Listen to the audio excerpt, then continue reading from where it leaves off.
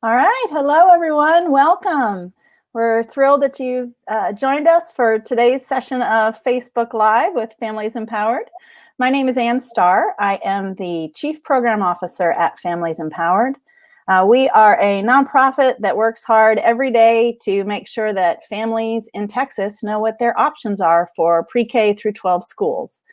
So we are delighted to welcome Shay Mackin to our Facebook Live today. Hello, Shay. Hello.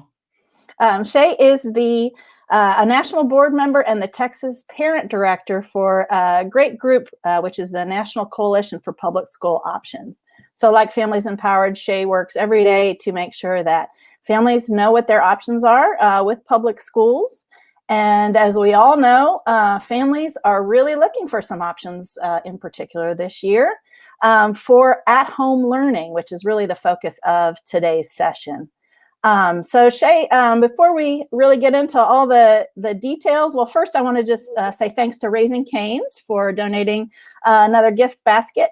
Those of you that are joining us online, post a comment, just say hello, and you'll be entered for a chance to win that basket. So thank you, Raising Cane's, for supporting us again.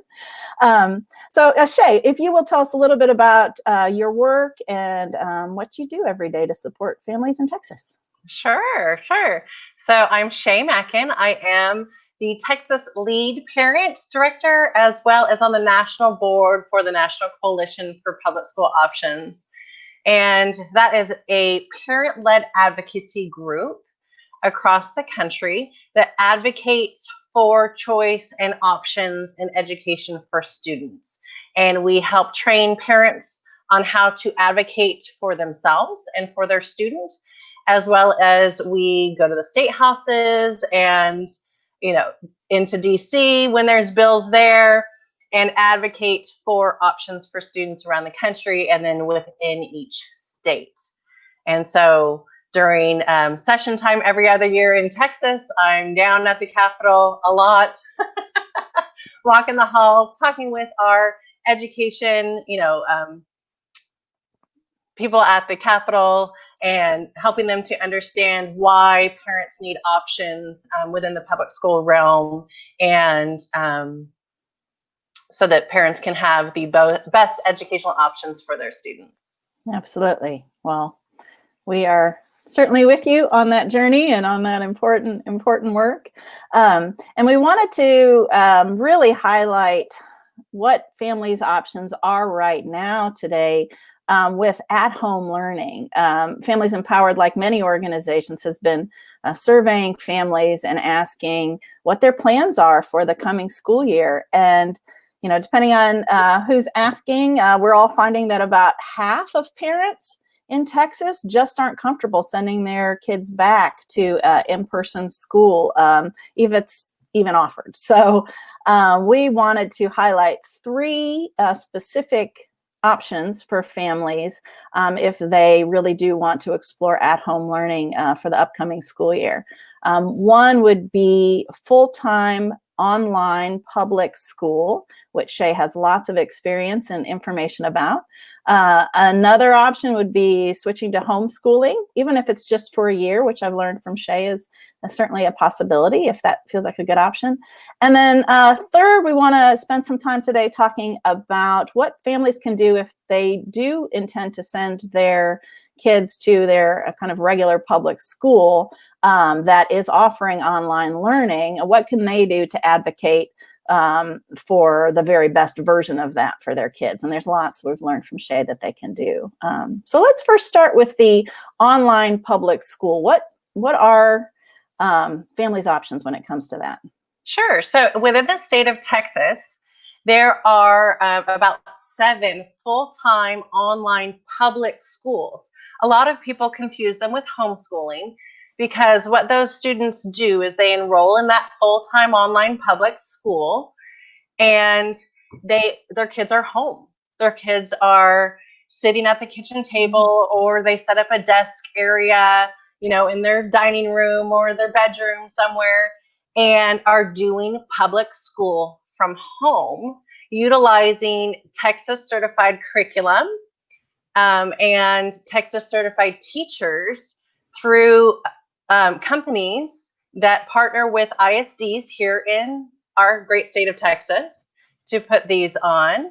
And they are, because they're public school, they follow the TEKS. They also have STAR testing, whatever the TEA mandates for public schools, it's the same for these full-time online public schools.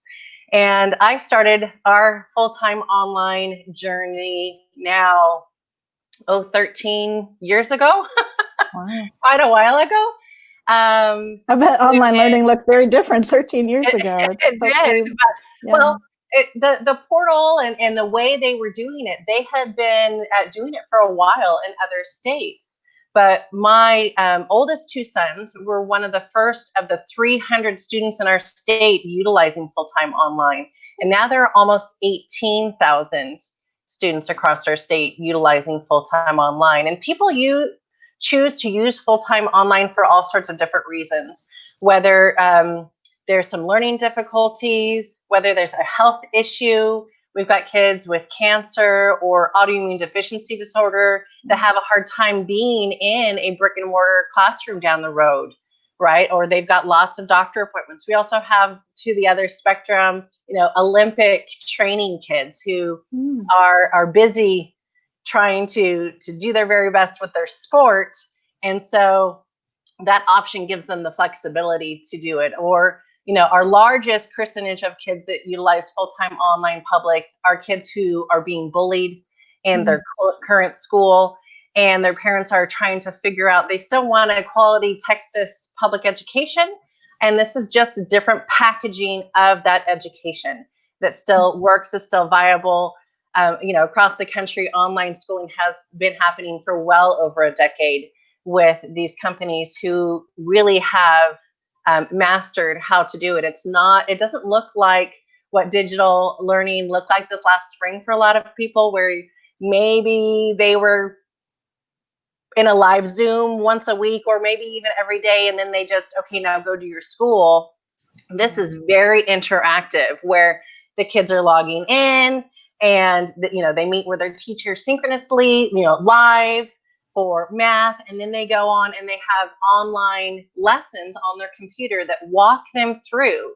They get a whole, like, boxes if they're younger, a few boxes if they're older, with their math textbook or their history or their science textbook or their hands-on manipulatives for math.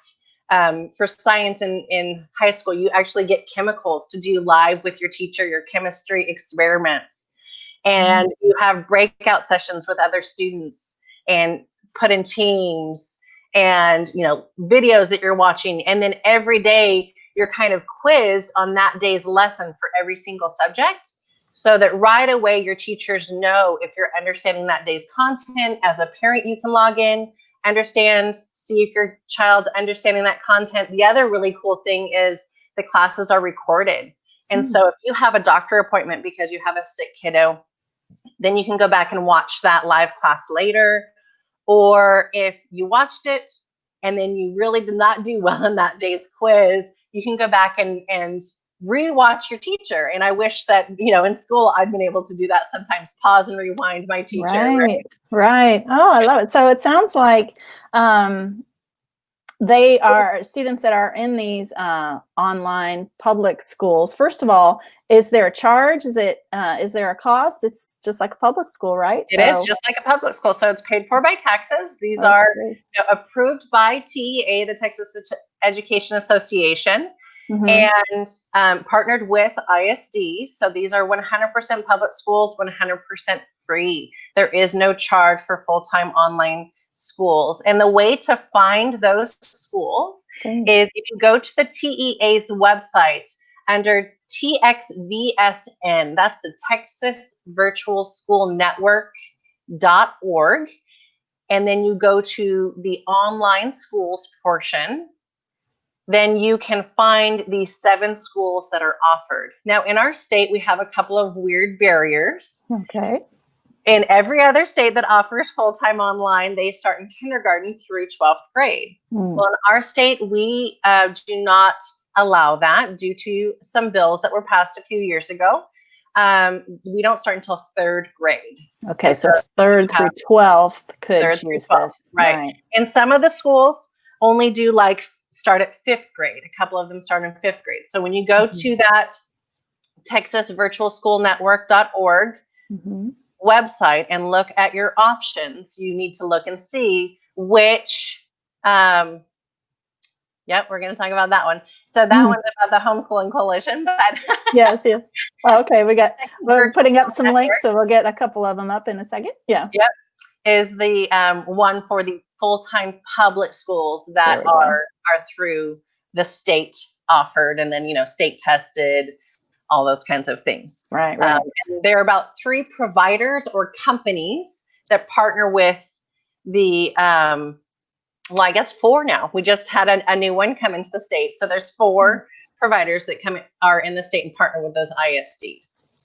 And groups that have been doing it for a while, that know how to do online instruction. And again, these are classes taught by accredited teachers. So very different than homeschooling, of course, because it's actual teachers teaching and guiding your students, and all the same benefits as other public schools, in that it's free, and that also, I heard you mention that kids with special needs can and do get the attention and the extra guidance that they may need to be successful. Is that right? Yes, absolutely. So if you have accommodations in your current school, then those can transfer over to your virtual school. And we have special teachers for our special needs students, or our regular teachers know how to make those accommodations for testing or for learning, whatever that is. One of the really cool things is, some of it, I have a kid with dyslexia and dysgraphia, and being online helped him a lot. He was able to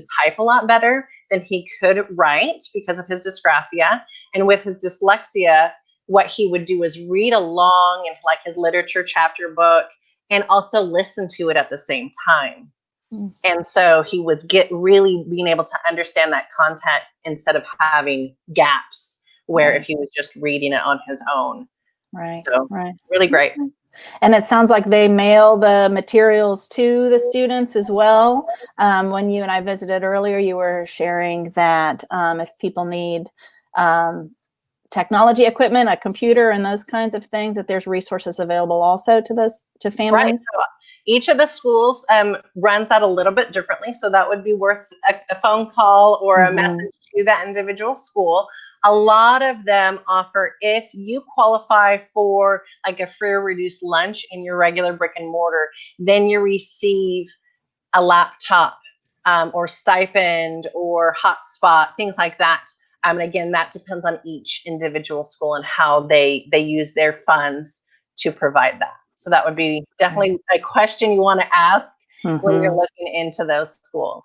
Right. If somebody wanted to register for online public school, how would they do that? So it's pretty easy. You don't even have to go to your brick and mortar school down the road. It's just like if you were to move within the state of Texas. So if I moved from Austin to Elgin, right, and I started at Elgin ISD, I would just enroll. And so just like every other school in our state, right, there's a list of paperwork that you need to do, like proof of address, prove that you live in our state. And all of these schools are statewide schools. So you can live in El Paso or in Odessa and go to, one of the K-12 or Connections Academy schools because they are statewide. So you just pay attention. Registration goes a lot easier if you have everything you need, and then you scan in that material and send it to the school. And then for the most part, it's a pretty quick process. And then what that school will do is, part of that registration, you'll say, I went to, Brook Hollow Elementary here in Pflugerville. And they will request, the information and the transcripts from Brook Hollow. So that then they have those transcripts.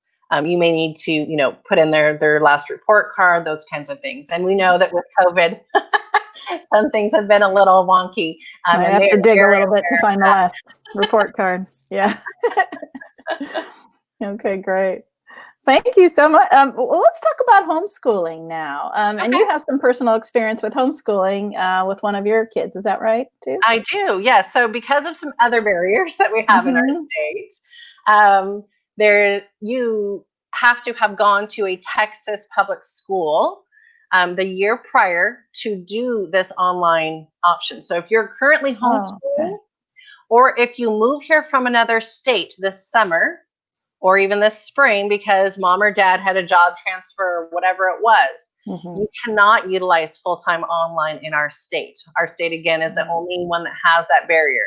That's one of the things I do at the legislative level, is Right. trying to lift those barriers. So my kiddo cannot go to a brick and mortar school. We figured that out in kindergarten. He has an issue where when he is in a room with fluorescent lighting for a long period of time, which every brick and mortar school, charter, Montessori, doesn't matter, school down the street has fluorescent lighting, he ends up having migraines and then can develop into micro seizures. Mm. So not a good place, a healthy place for him to be. So Right. we currently homeschool my youngest and have homeschooled on and off depending on where we lived or what we were doing.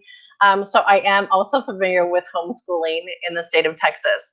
And Texas is probably the most homeschool friendly state. You don't have to, if you were in another state like California, you would have to register your home as a school.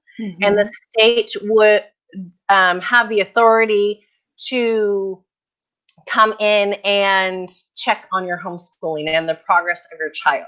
In our state, that is not what you do. So what you would do is go to your school down the street and you just sign a little paper that says you will be homeschooling. You're withdrawing and you'll be homeschooling. And remember, you're an empowered parent. It is your child. And so if they give you a hard time, you just say, this is my child. This is my decision. Thank you very much. Sign the paper and walk out and you're done. Mm.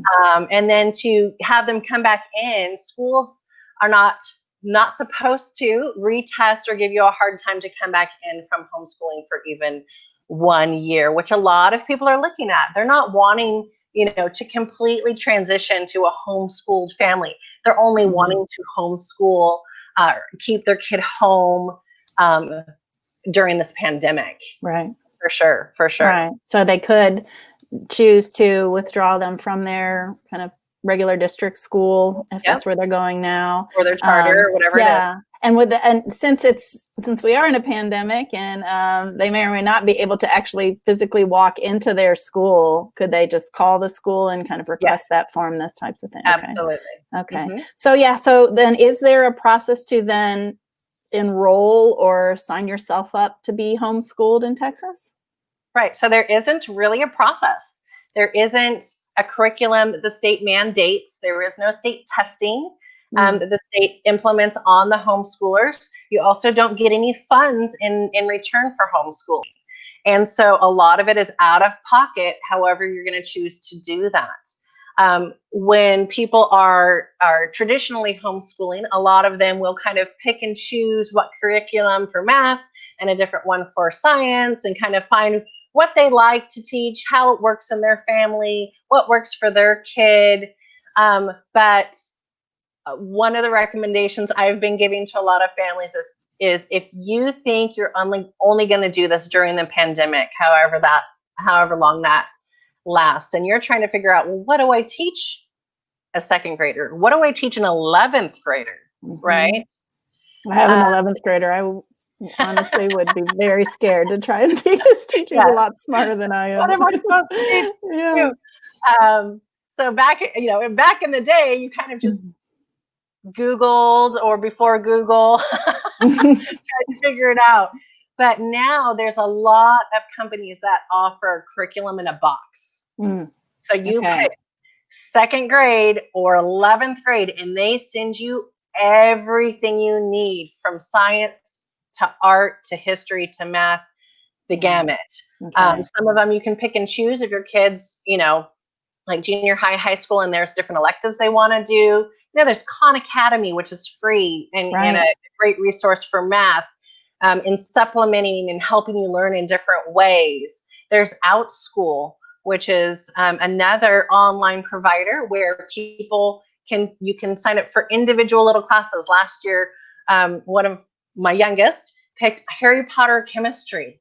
And so he would log in every Tuesday at like 11, and we had the supplies. The teacher would send us what we needed, and they sat and did little chemistry experiments for second graders with a Harry Potter twist. Right. So it sounds like this could be an option for then kindergarten through second, since that's not an option for people in Texas to do online public school that way. Right, because it's not about the age, it's about the grade. So you can start third grade in our state with about 5 of the 7 schools offer starting in third grade. And again, those are statewide schools. Yeah.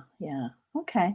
And we have some links that I know you shared with us that we can share for where to find this curriculum in a box that you can buy. And another site that you mentioned that's kind of a directory of that, or a rating of them. Yes. So there's KathyDuffyReviews.com is great. And that is by far not the only list of curriculums out there. That is, one list that she's gone through and reviewed those different curriculums. You can also reach out to the Texas Homeschool Coalition. That is thsc.org. And they've been working in our state for a long time and know a lot about homeschooling, as well as some of these online providers. So if you're finding that your kid really did well utilizing some online technology, maybe, this last spring or over the summer, there are the providers that already partner with ISDs, right? With our 7 ISDs, or about 5 ISDs, sorry about that. They offer curriculum for homeschooling from your home. So that could also be an option for your K through 2 kiddos, or, if you're just wanting to completely do it at home and not sign in with one of the schools, they have curriculum in a box, right? Where you get everything you need and you teach as a parent. Or another option, you get everything you need and there are teachers teaching, but you're paying for it. So you describe that as kind of like almost like doing your own version of a private school. It is. With that. Yeah. Because you're having to spend money on it, and it's a little bit more expensive, because especially if you have the teacher portion, because then you've got the teacher interaction that you're paying for, the teacher's grading and the testing and all of that, instead of you doing it. And can you remind us what those companies are that offer those resources? You've mentioned K through 12, which I know confused me a little bit. So that's actually the name of one of these curriculum companies. Yep. Right? So it's just a K and then 12.com. Okay. And that's what you would go to.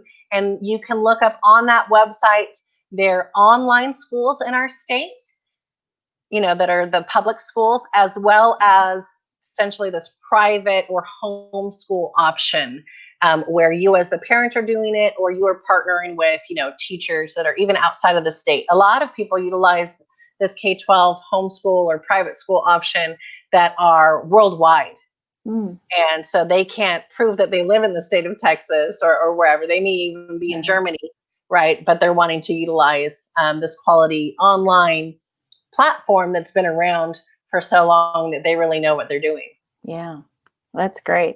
And then the other companies that you have mentioned us, which we want to make sure we include links to, Responsive Ed, is that right? Was another one? Responsive Ed and Connections. I was looking, and it does not look to me as though there is the homeschool part that they offer. They partner more with the ISDs, with the full-time public. So I could not find anything on their websites. I had heard that at one point, but I am not finding that right now. So I don't know if their policy changed, or I'm just not finding it. So that would be worth looking into. And again, it's 2020, at least we have Google, and you can just start, kind of researching, and as a parent, really thinking about it, thinking about your child and what is best for them. Because as we know, parents know best for their students. Oh, we believe it for sure. Yeah. Yeah, Well, we've known and them since they were born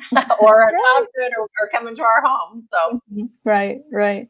Well, and then Zulian, my colleague that's behind the scenes and posting all these great links for us, please also share Families Empowered's phone number and website, just as a reminder. This is why we exist, to make sure families understand what their options are and what their choices are, and to help them navigate it. So if all this information is confusing, and it does take a while to kind of wait, this is this and this over here. So I'm grateful that we've got callers who are bilingual that are there 5 days a week answering families' questions or parents' questions. So please call us or look us up online.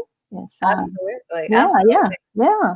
Yeah, and there are so many options now for homeschoolers. One, my kids attend an outdoor school Hmm. 1 day a week in Bastrop and at McKinney Falls State Park, which is near the airport in Austin. Mhm. And so again, because we homeschool, that's not paid for by taxes, so that comes out of our pocket. So that's pretty much what I do, is I'm working to pay for the things that my kiddos need kind of in their homeschooling realm, because Mhm. my kid does not have the option of going to any type of school in a building. Right. And so, there are co-ops and there are groups. There's probably a lot less of them right now with the pandemic and less people Homeschool meeting. kind of co-ops. Yeah. Right. But, Mhm. and there's always been museum days and SeaWorld days. But what I'm finding more and more now is museums and organizations are putting out, tours, and the state parks are putting out, field trip with the park ranger. So Mhm. learning about different things. You don't have to just rely on the curriculum in a box, right? Right. You Right. can kind of use Right. that as a springboard and go, okay, we're learning about frogs or the ecosystem, and so let's go see what else is out there online, or let's walk down to the creek near our house and go check things out. Right. One of the groups that I'm involved in, parent support for online learning, that's a Facebook group.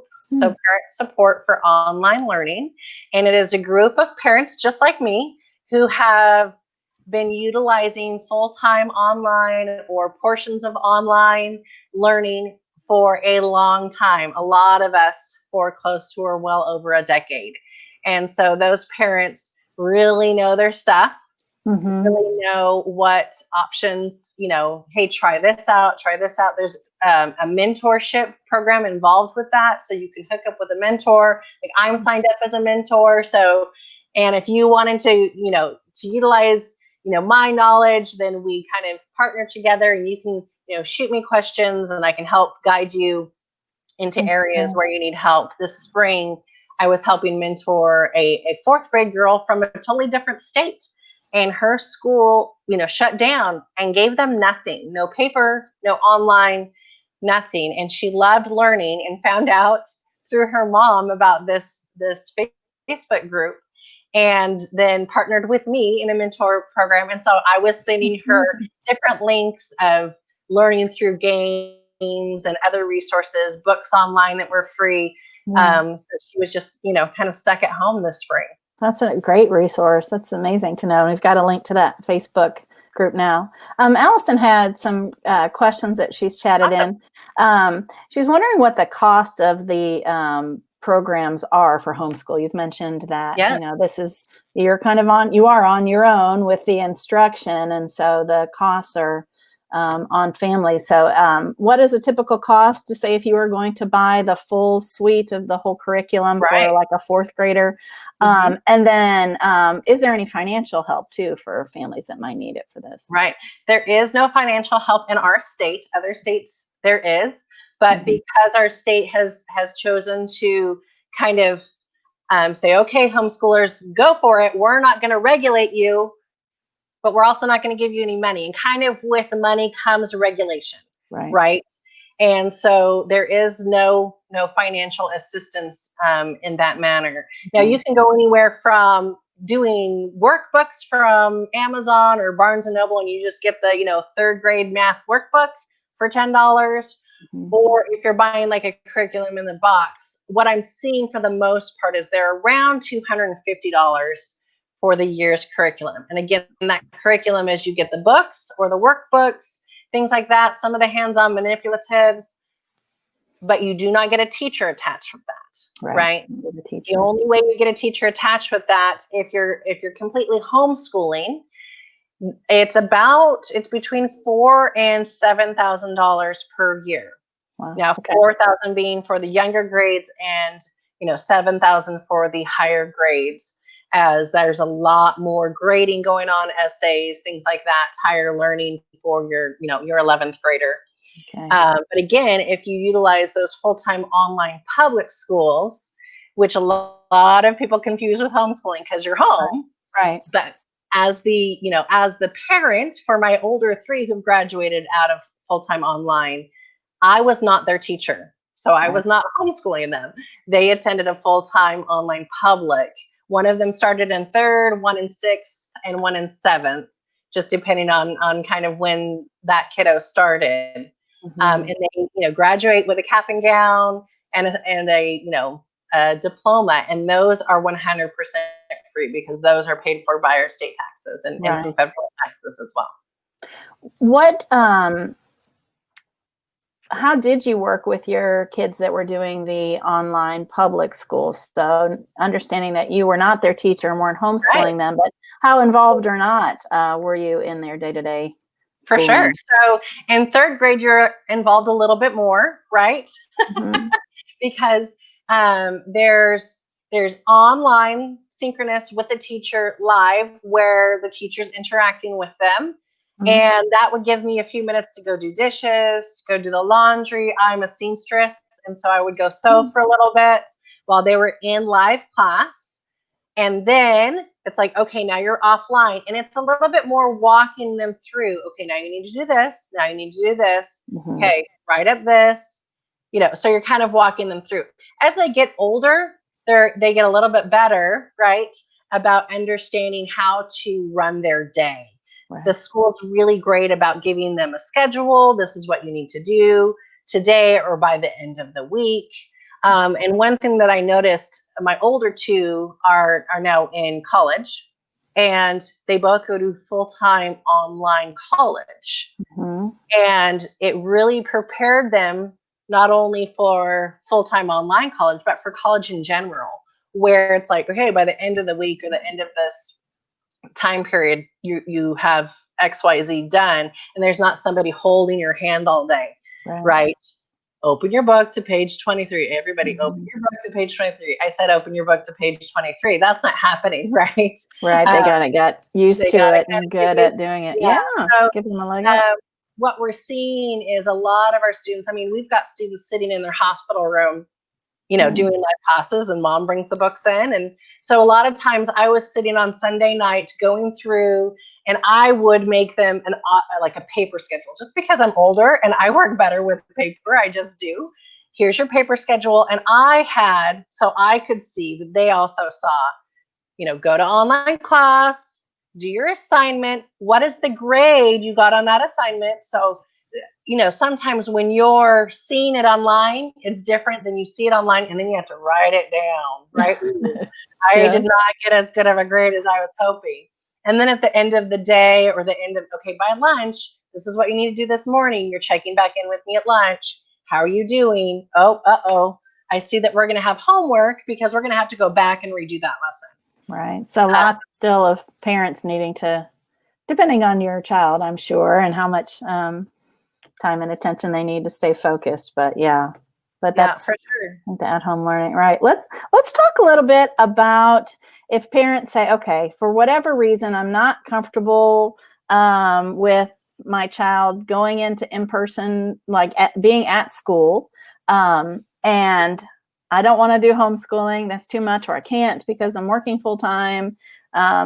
Not convinced that the online, like moving them and putting them in an online public school that's different, is the right move because they get along well, say, at their current school that has chosen to offer, or that has to offer, online schooling. So what could those parents do? Their kids are enrolled in their kind of regular public school that's offering instruction online, what are their options to make sure that the online instruction their kids are getting is the best it can be? Right, right. So we've been, actively watching TEA and what TEA is mandating to the ISDs and the schools in our state, and what we're finding, what we're hearing from a lot of parents is they weren't necessarily happy with what distance learning looked like in the spring. And that is not to say that the schools, it was their fault. They were thrown into a situation that they were not prepared for. Absolutely. Right. I kind of make an analogy. I'm a scouter, and I make an analogy of, they kind of were given a 2D map and an old style compass, and that was it. And trying to say, now, get to the other side of this mountain with no training.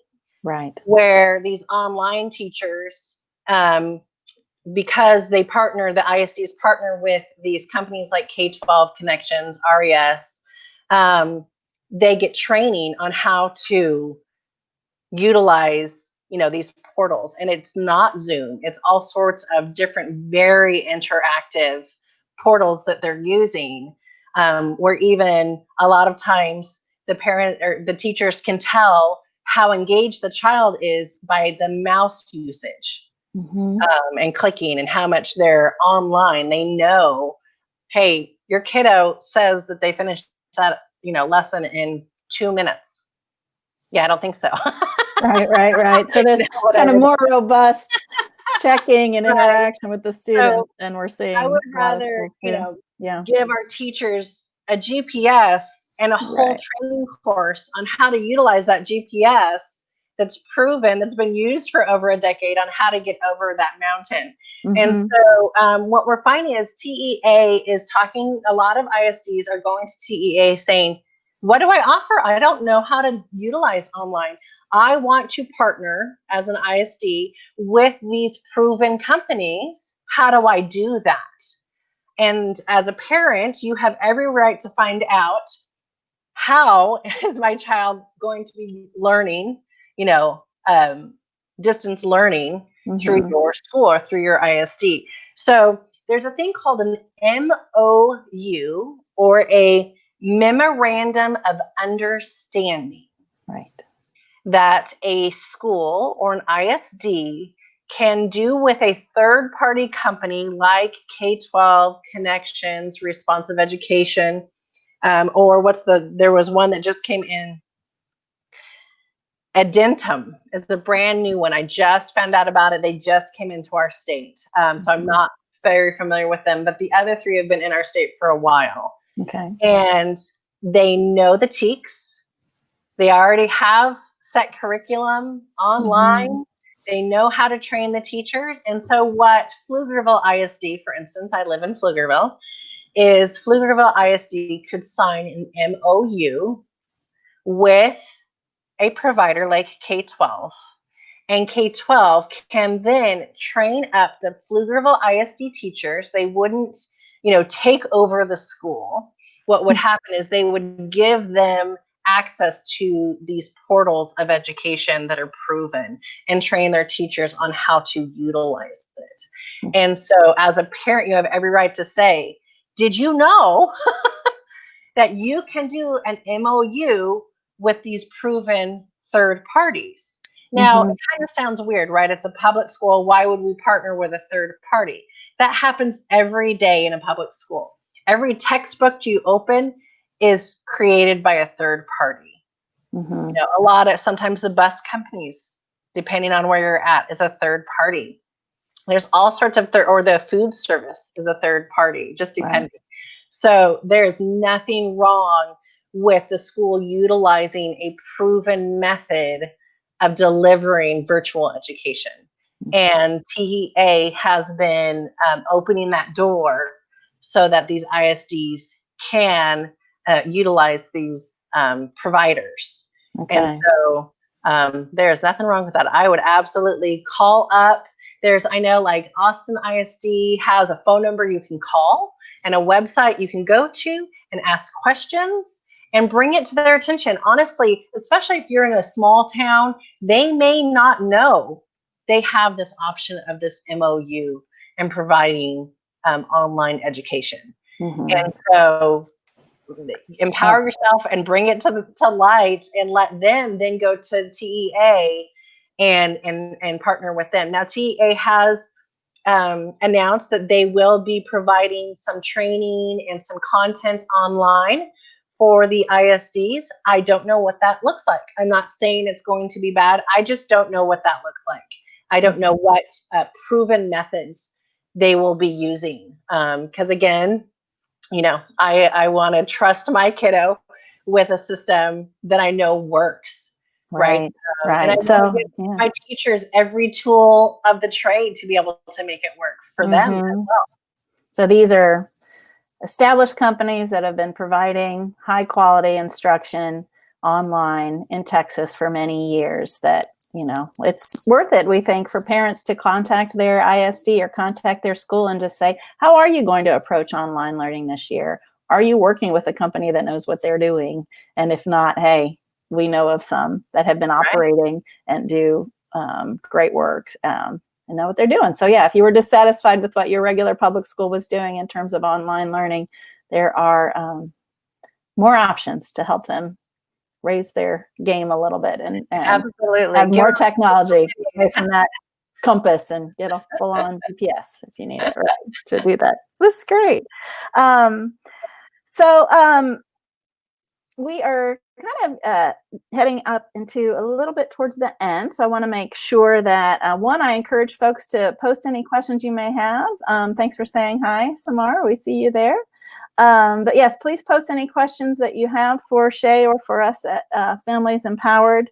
I wonder too, you and I have talked a little bit about advocacy. And since we're on this topic of encouraging parents to advocate for the very best version of online instruction with their school or on their own or through an online public school, we talked a little bit about parents and advocacy and sharing stories. Can you help us understand in your world and your work why that's so important that parents do speak up and share their stories? What impact? Absolutely. Yes. So on the high area that I only really got into, a little bit over a decade ago of legislation, what I really didn't understand as a parent was there was kind of a triangle, right, when it came to my child's education. There was the school, there was my portion, and then there's the people at the state house or in Washington, D.C. that are making decisions for my child's education.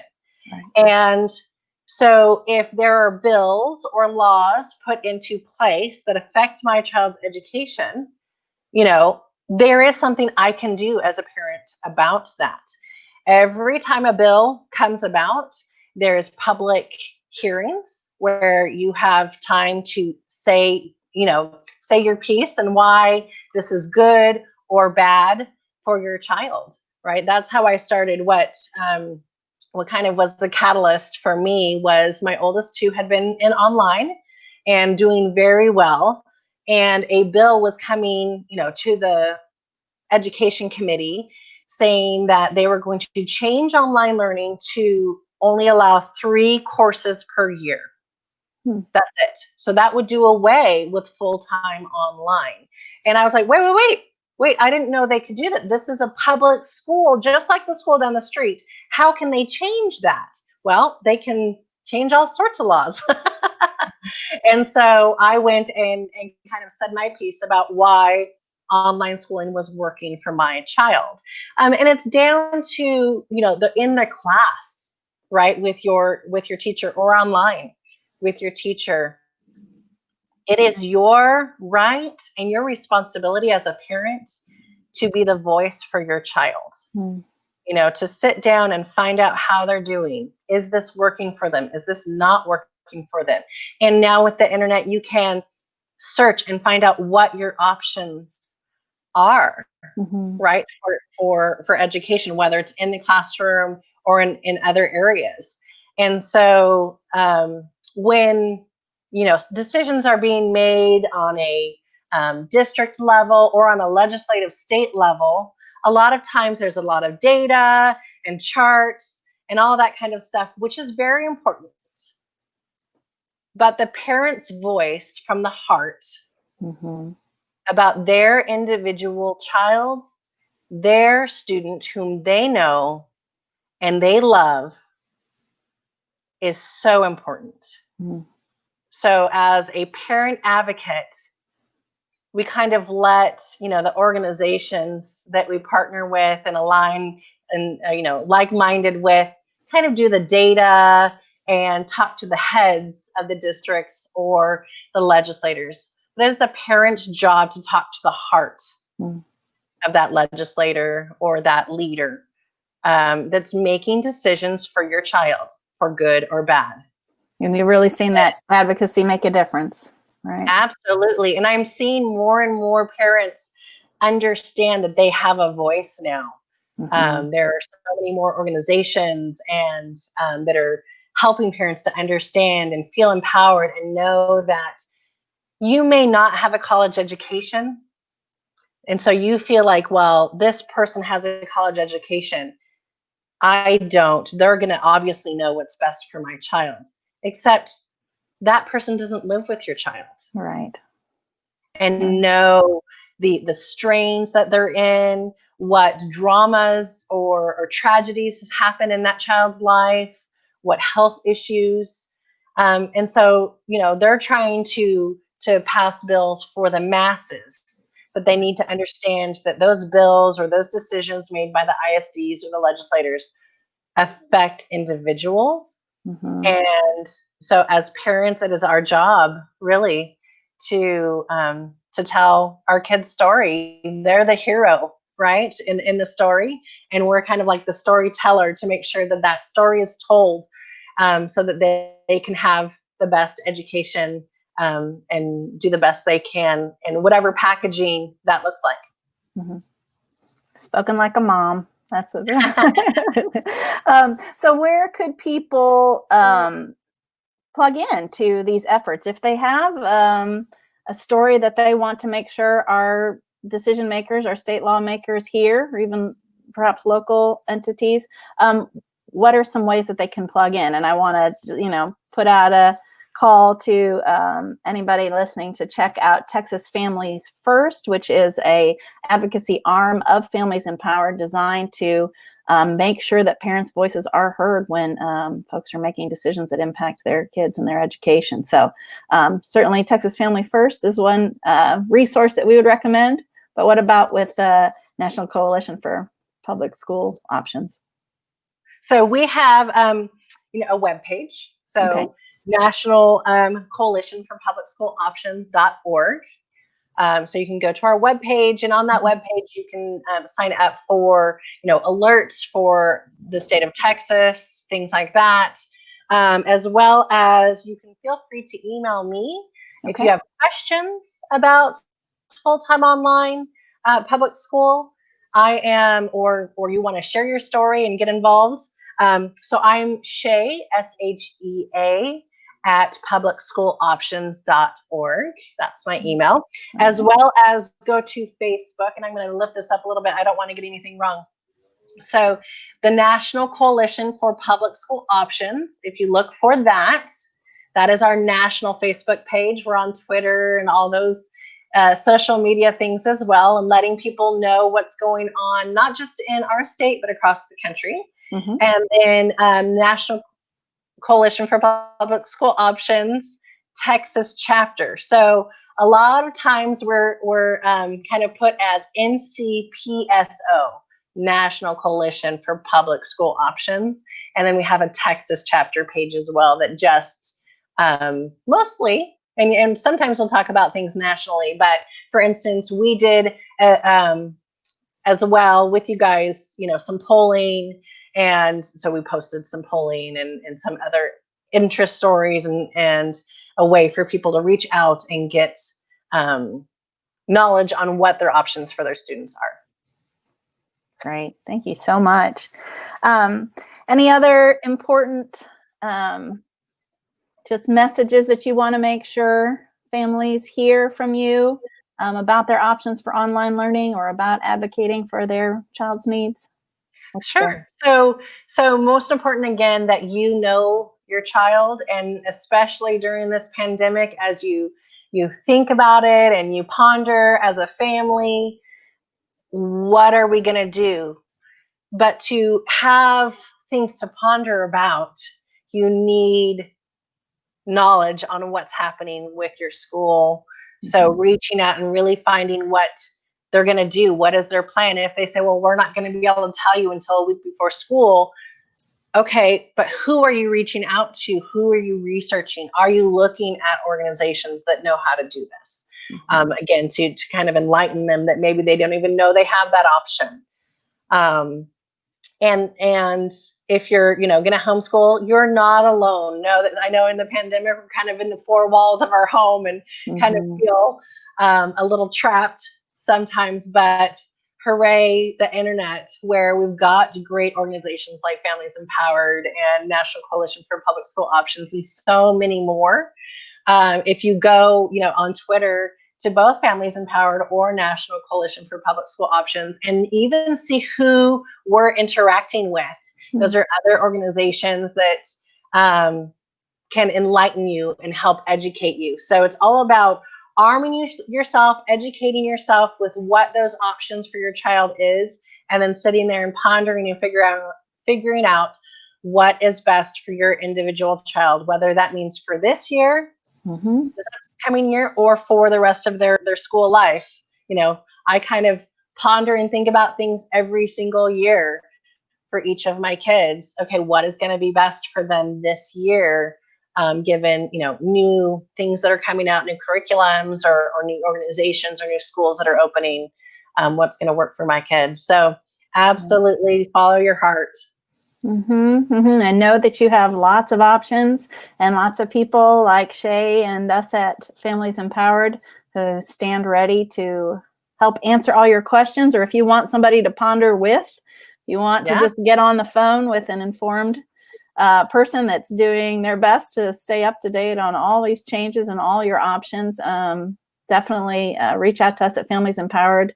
Reach out to Shay via her email, which we're grateful that you share, and just let us know how we can help. So if we don't know the answer, we will work very hard to figure it out for you. And also know on Families Empowered's website, we will very soon post as comprehensive as we can get list of schools reopening plans.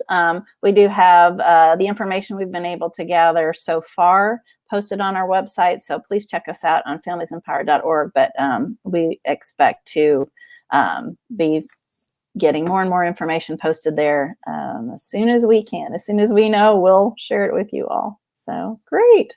Well, thank you so much, Shay, for visiting with us today and for sharing all your great information with families.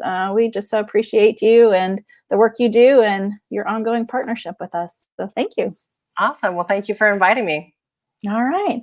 Well, thanks everybody for joining us. We'll sign off now, and you know that this has been recorded, and so you can always go to Families Empowered's Facebook page where we have this, and where we will have this, and we do have all our other Facebook Live videos recorded and saved for you to view there. So please visit that as well. Okay. Well, thank you, everybody. We will see you later. Thank you. All righty. Bye-bye.